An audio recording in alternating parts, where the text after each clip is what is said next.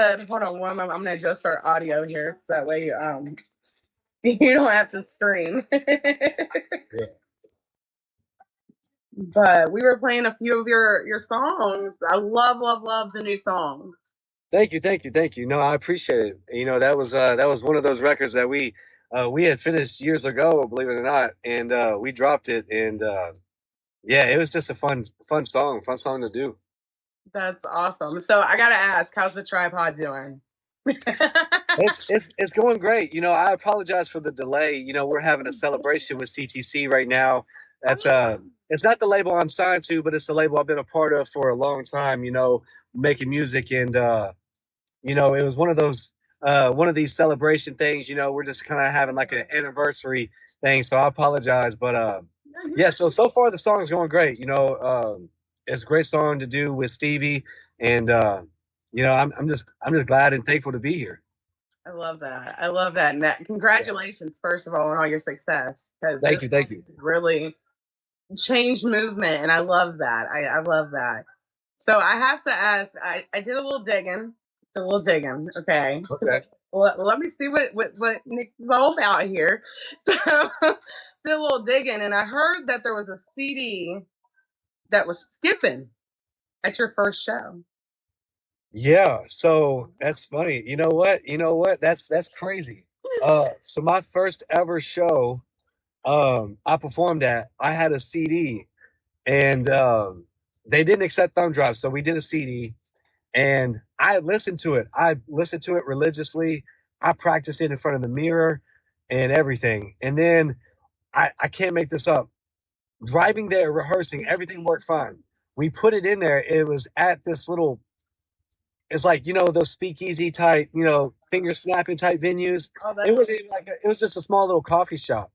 And once once we got there, we put it on, and I'm nervous. I'm shaking.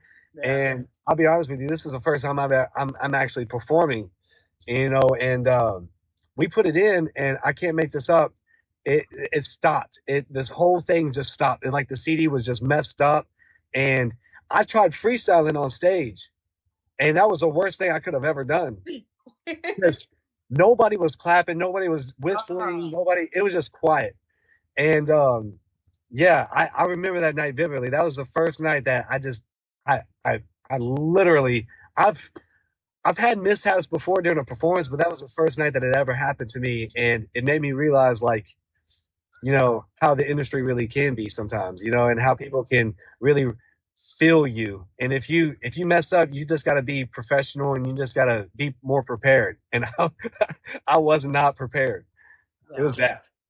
But I love that you went through it. You acapellaed it, and you just kept on going, and you didn't let it stop you because it just shows your resilience to your dream.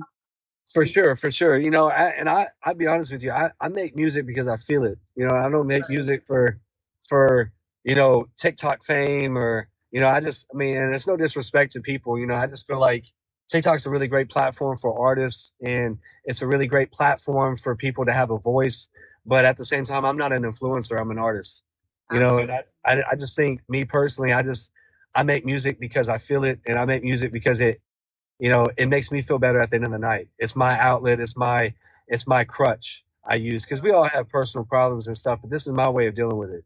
And I've been fortunate and blessed enough to have fans that have reciprocated that feeling, and have personally DM me and messaged me telling me that they felt some sort of connection off of it. And to me, that's what it's about. That's what it's for. I love that. That's awesome. And I love that we're starting to see more artists with the same mindset and the same For sure. need to put that same great music out. For sure, for sure. Yeah, and it is with, especially like with this record, man. It was one of those, like, it wasn't a parody.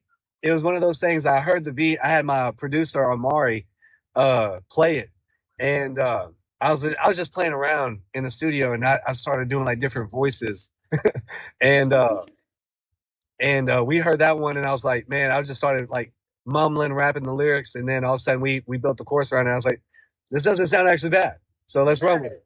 And then I reached out to Stevie, and Stevie really liked it, so I was like, well, let's run it. And from there, it just kind of grew into its own thing. And now, surprisingly, it's catching root. Yeah, it's definitely. I noticed the other day you've had really good success with this song. You were outside. You put up a post where you're outside with a sign in front of a building, and you actually have a QR code for your song now, which I think Yes, is insanely awesome. That was an awesome idea. Whoever came up with that, kudos to them because you just scan it. It's so much easier. absolutely. That was one of the things that kind of like made me open up my eyes and realize because it's an independent label that I'm signed to, and they believe in the music, they believe in the work, and they believe in the passion and the direction.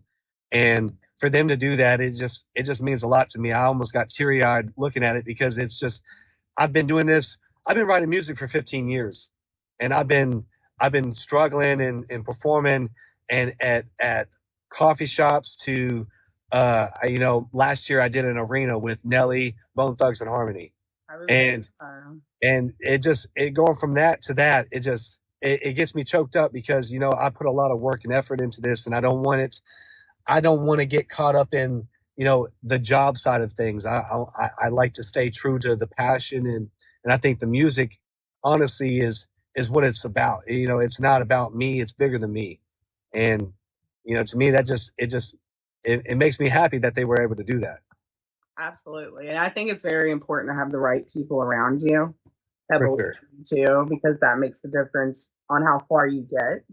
Having the right mindsets around you to encourage you when sometimes it gets a little tough on yourself. You know, For sure, for sure. And I think that's just not with artists. I mean, that's with creators and content creators like yourself, and supporters like yourself. I mean, you have to understand that it's the bigger picture, and that you have to take baby steps. You can't be greedy. You can be envious, but just don't get greedy. And just stick to what you love doing. Because if it becomes too much of a job for you, then you've lost the passion for it. And absolutely, that's and I find myself doing that on a daily basis, that I just have to remind myself that it's I'm not in it for the business. I'm in it for the love and the passion. So I kind of separate that. And I think if you're able to separate that, then you can be successful. And that doesn't necessarily mean being on number one on the Billboard charts. Being successful to me is having that one person reach out to you and tell you that they love the song. And I had kids coming up to me and telling me that they've heard my music and that they liked it. And to me, that it, I could never imagine that. And to me, that's what it's about. so could you, if you looked back at the kid you, right? What do you feel like? What advice would you give kid you? What would you say? You know what? Because you've had all this success, and I I love the teary moments because those things do the fans really do matter. I have a group of girls, a team around me, and every time it doesn't matter what it is, I get excited. You can Yeah. actually get them excited about everything. So I can only imagine growing up and then coming into this success. So what would you give yourself as advice as a younger you? To be more patient. To be more patient. I was chasing fans, and I think chasing fans is like the worst thing that you can do. I have to give my hats off to the guys at CTC, Click Tight Circle Entertainment, Kari, my manager, A West, my best friend, and one of the artists on the label. And I have to ask to tip my hat to my mom, and my sister Kayla, because it's people like them that remind you of who you are. Absolutely. And they keep me grounded, and they keep telling me to be patient.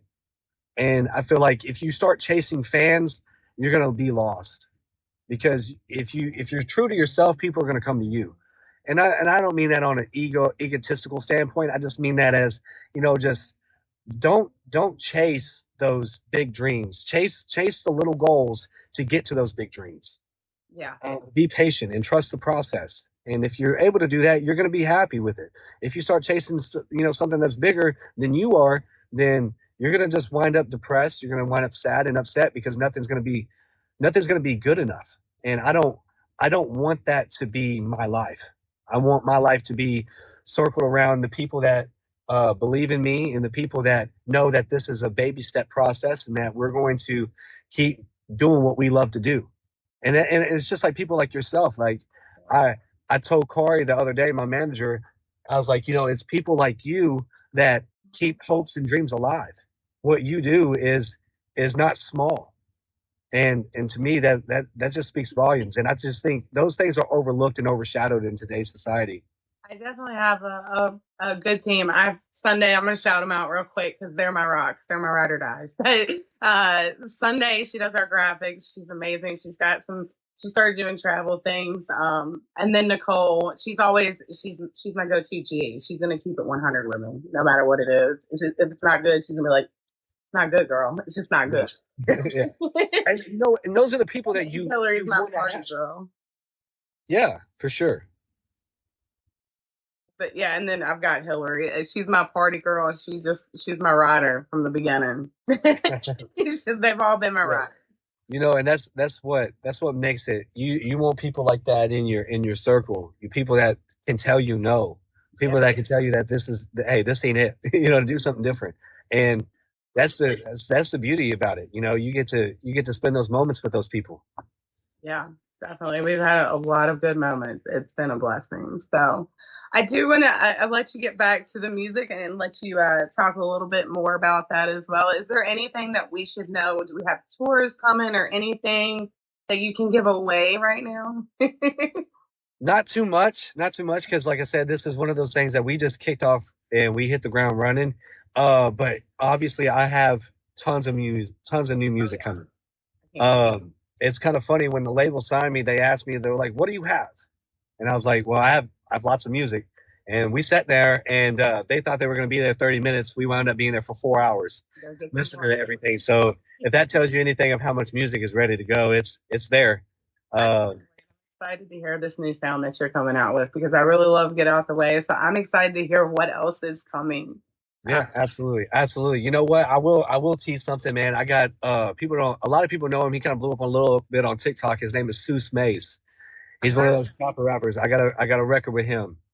And I'm excited. I'm excited for people to hear that. And, shout out to Seuss Mace because, it's artists like him that I grew up listening to, Strange Music, Tech Nine, all those cats, Yellow Wolf. And it's because of them that I keep finding passion in the things too. And I finally got a record with Seuss Mace, so I'm excited. That's awesome. Congratulations. That's going to be pretty dope. So if you could work with anybody and anybody, who would your first pick be? I guess I'm more like legend of icons, maybe somebody who's no longer with us, but just somebody that would just be iconic in your eyes to work with. That's a great question. To be honest with you, I'd have to go to Tech Nine. I grew up listening to Tech Nine and Strange Music, and he's one of the people that I've listened to when he had an album called All Sixes and Sevens. Now I listened to him before then, but he had an album called All Sixes and Sevens, and I remember as a younger kid, I rushed to the store to buy the CD and I listened to it for like 4 months straight, and I memorized every single lyric and I memorized the entire album from front to end. And I told myself when I had the opportunity to, just to even meet him or see him, that I'm not going to fangirl. I'm not going to fangirl because I'm a huge fan. But that's my go-to. I don't even if we do a song and we don't release it, that's what I want. That's right. That would be iconic. I picked up with Tech Nine when he came out with Dysfunctional. I Oh think I was a little behind when I picked up.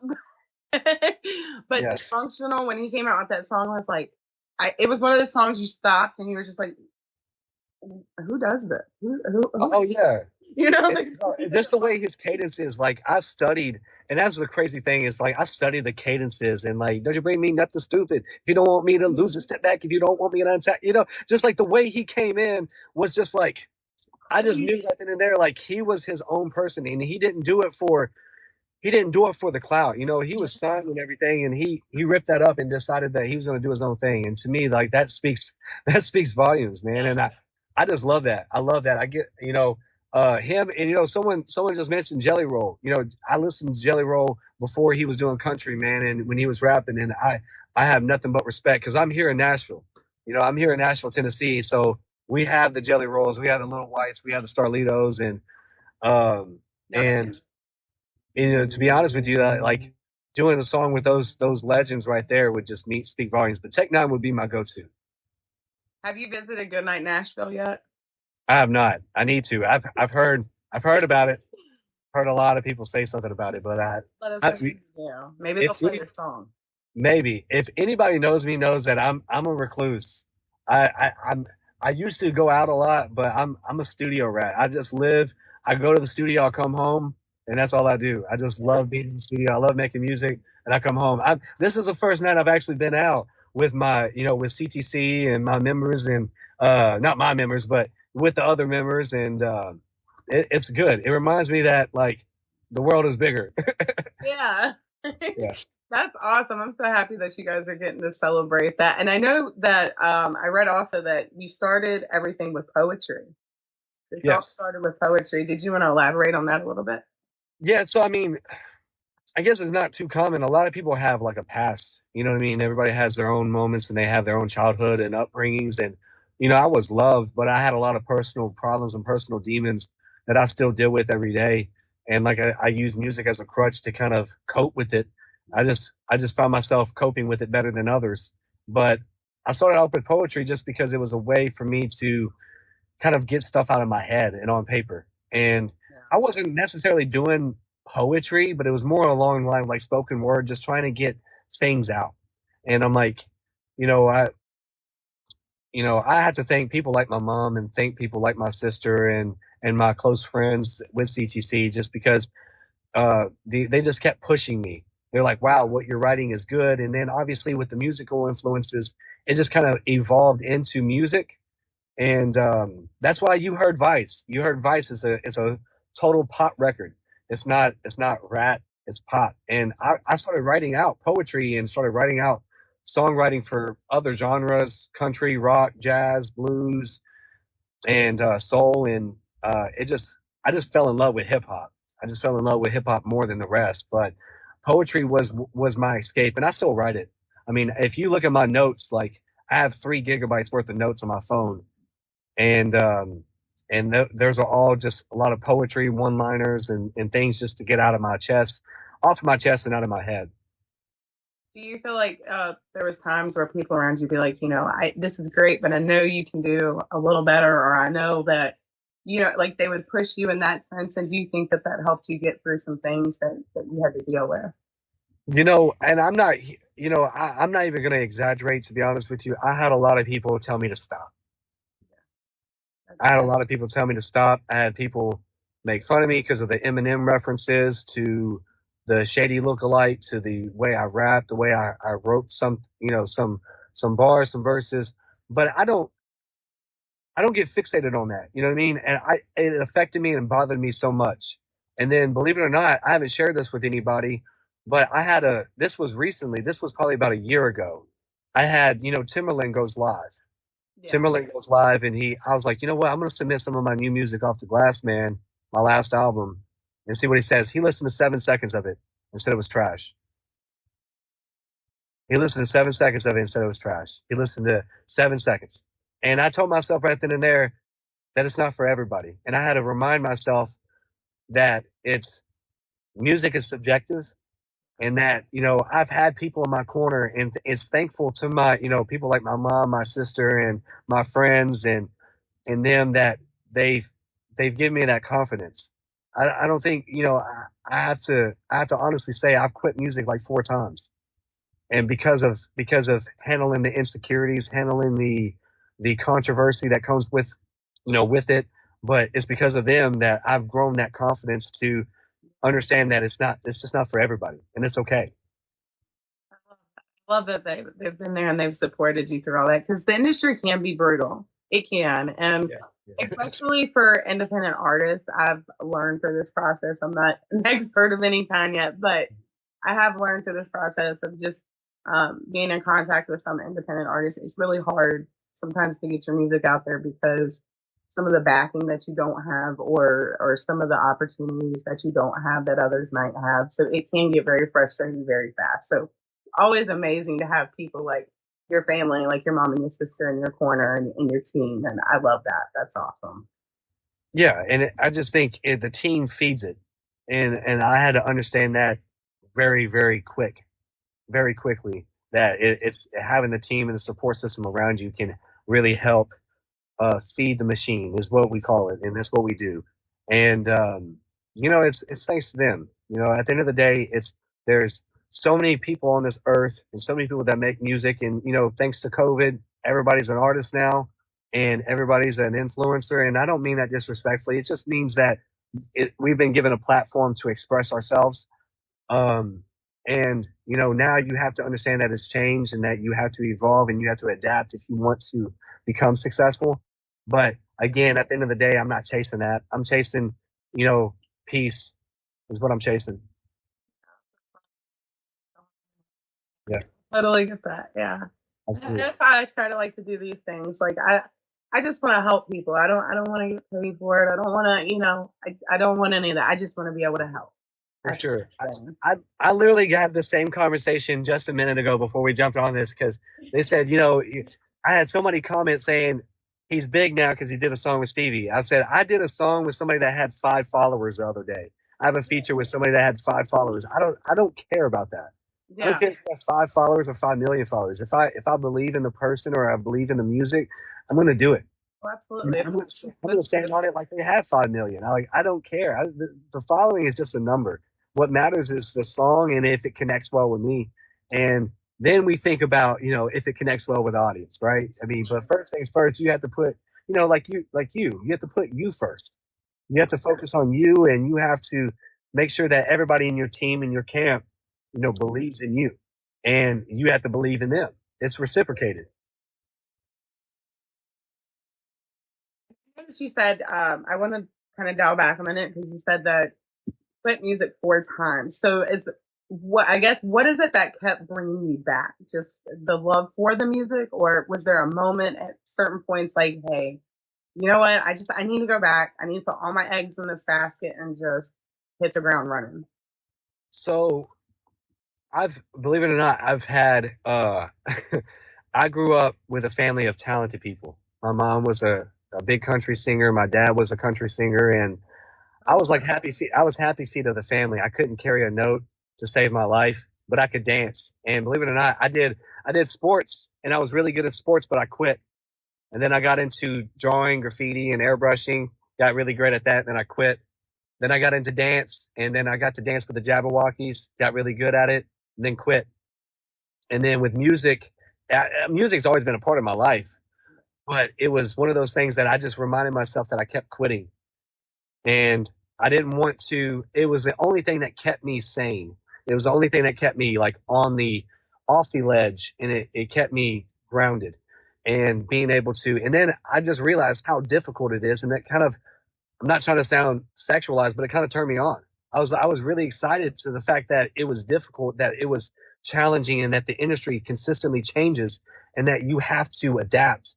And I reminded myself that I got tired of stopping. I got tired of quitting, and I had so many people, tell me. I had one guy that who was a big rocker back in the day, and he sat there and told me. I asked him what his biggest regret was, and I can't make this up. He sat there and looked at me, and he said, "I stopped." Mm. And he, I mean, of course, he had a family and everything, but he stopped his passion, he stopped his dream, and I just kept reminding myself that I'm quitting just because I'm living by the standards of others, and I'm not living up to my standard.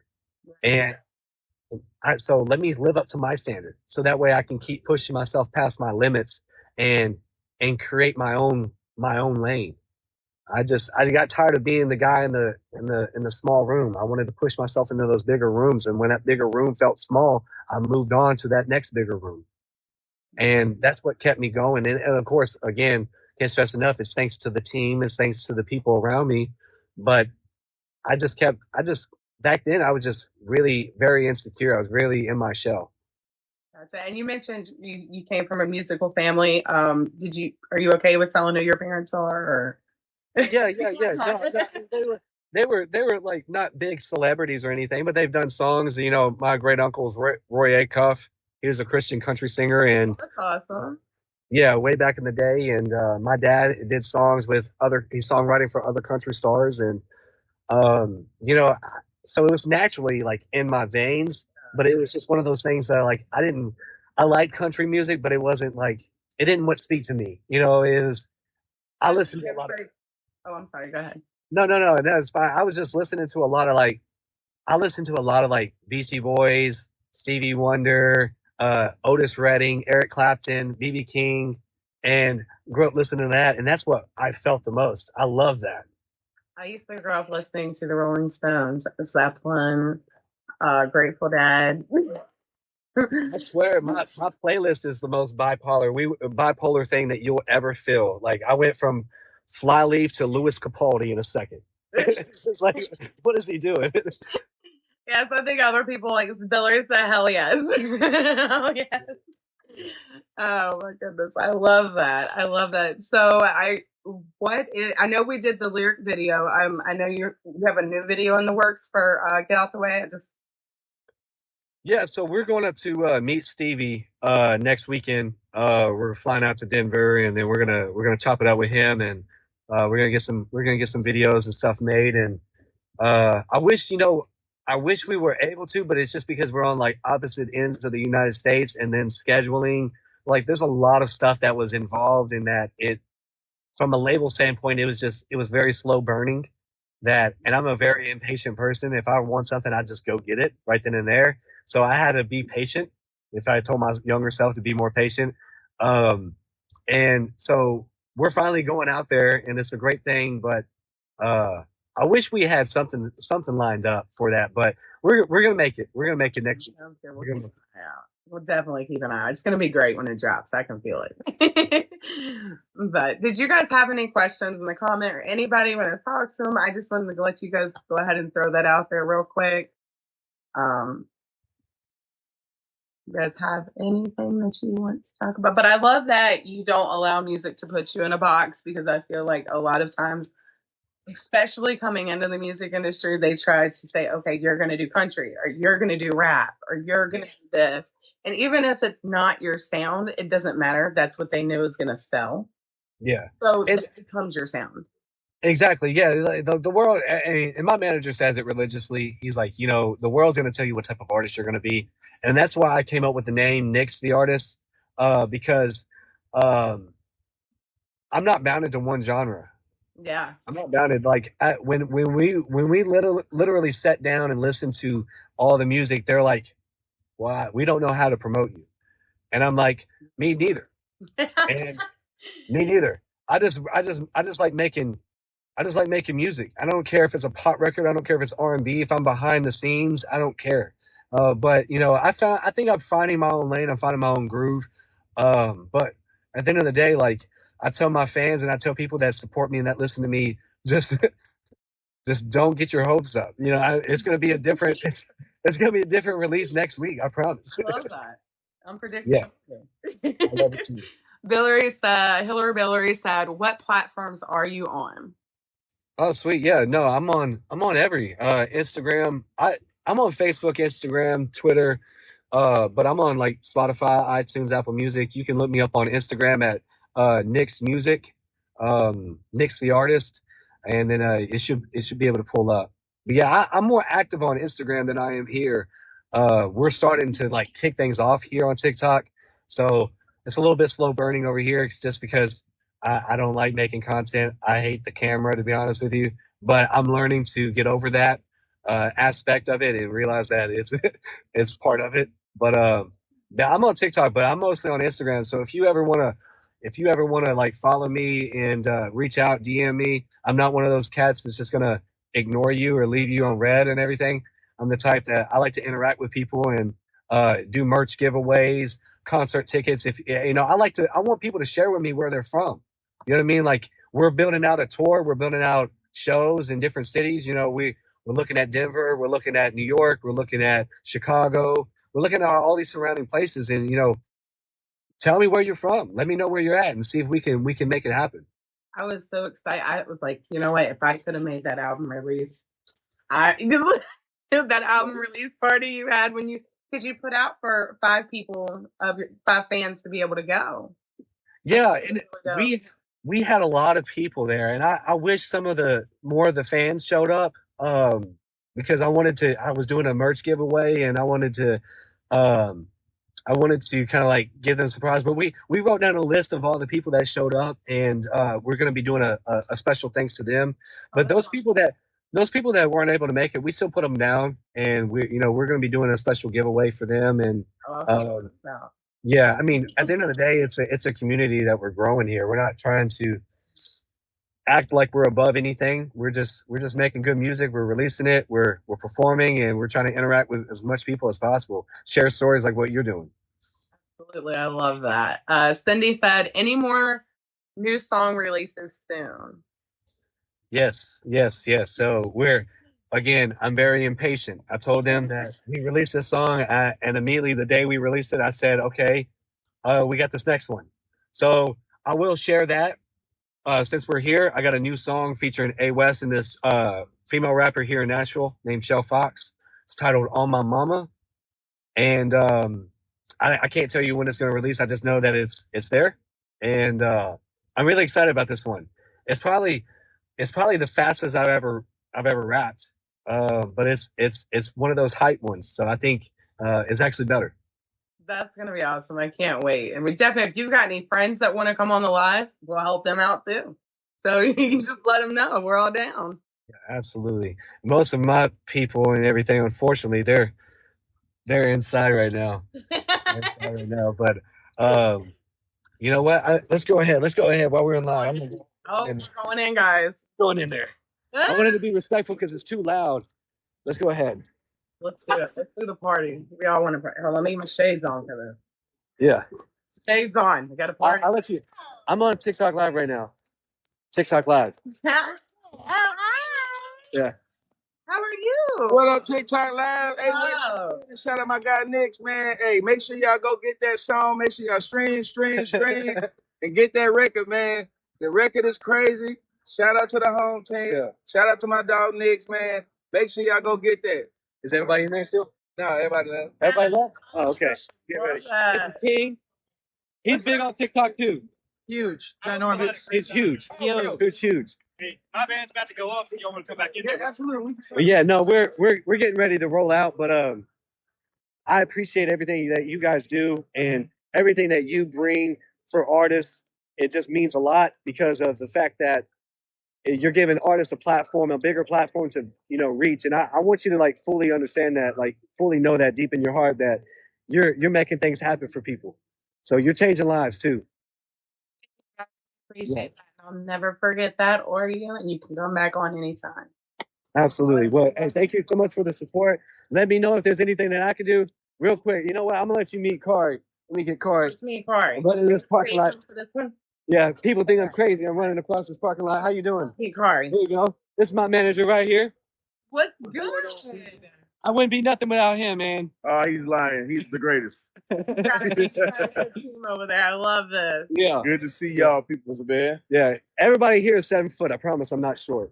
He said, I promise I'm not short. I love it. Well, thank you so much for coming on, Nix. I do appreciate your time. And congratulations on all the success and live it up. Live it up. Thank you so much. And stay in contact. I'd love to do this again. Sounds good. We'll do it. All right. Y'all take care. You too. Bye-bye.